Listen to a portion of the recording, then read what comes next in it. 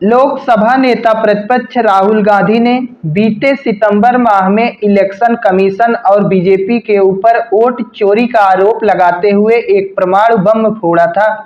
राहुल गांधी ने अपने इस परमाणु बम के माध्यम से यह दिखाने का प्रयास किया था कि किस प्रकार से इलेक्शन कमीशन बीजेपी के साथ मिलकर वोट चोरी करने में शामिल है, किस प्रकार से जीवित लोगों को मृत बताकर उनका वोट काट दिया जा रहा है। राहुल गांधी ने इलेक्शन कमीशन की वोट चोरी करने की प्रक्रिया को जनता के सामने लाया था। राहुल गांधी ने बताया कि इलेक्शन कमीशन कैसे एक एक घर में 200-300 वोट बना रहा है, कैसे जो लोग जीवित हैं उन्हें मृत बताकर उनका वोट काट दे रहा है और लाखों फर्जी वोट शामिल कर रहा है। राहुल गांधी ने उस दौरान परमाणु बम से भी बढ़कर हाइड्रोजन बम लाने का दावा किया था। राहुल गांधी ने कहा कि यह जो हम परमाणु बम लाए हैं इलेक्शन कमीशन और बीजेपी के खिलाफ, इससे भी बढ़कर हमारे पास हाइड्रोजन बम है।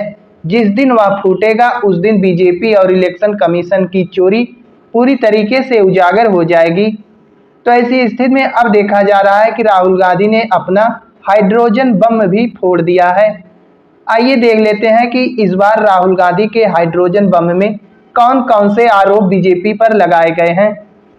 ऑल इंडिया कांग्रेस कमेटी के मुख्यालय में प्रेस कॉन्फ्रेंस करते हुए नेता प्रतिपक्ष राहुल गांधी ने चुनाव आयोग पर गंभीर आरोप लगाया। राहुल गांधी ने ब्राजील की एक मॉडल की तस्वीर दिखाते हुए कहा कि इसने कभी स्वीटी तो कभी सीमा बनकर हरियाणा विधानसभा चुनाव में 22 बार वोट डाले। राहुल गांधी ने कहा कि चुनाव आयोग ब्राजील के लोगों को मतदाता सूची में शामिल कर रहा है।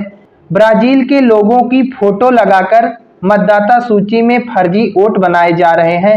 राहुल गांधी ने कहा कि हरियाणा में जो विधानसभा चुनाव हुआ जिसमें बीजेपी जीत गई, वह ऐसे नहीं जीती है, उसने 25 लाख वोट चोरी करके चुनाव जीता है।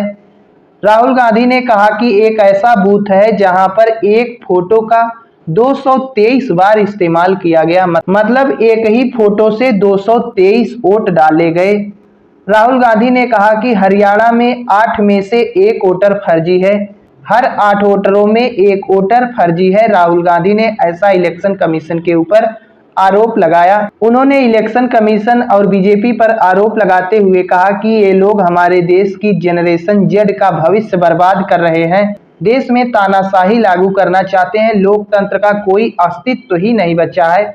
जिस प्रकार से बीजेपी वोट चोरी कर रही है, इससे तो नहीं लगता कि लोकतंत्र का कोई फायदा है। इससे अच्छा है तानाशाही ही लागू कर दिया जाए देश में। जब वोट चोरी करके ही सरकार बनाना है तो फिर लोकतांत्रिक प्रक्रिया का हवाला देकर फर्जी में पैसा खर्च करने की क्या जरूरत है। राहुल गांधी ने दावा किया कि अगर हरियाणा में वोट चोरी ना हुई होती तो हमारी सरकार वहां पर बनी होती, ना कि बीजेपी सरकार। बाकी राहुल गांधी द्वारा लगाए गए इन गंभीर आरोपों पर आप लोगों की क्या राय है, आप लोग अपनी राय दे सकते हैं।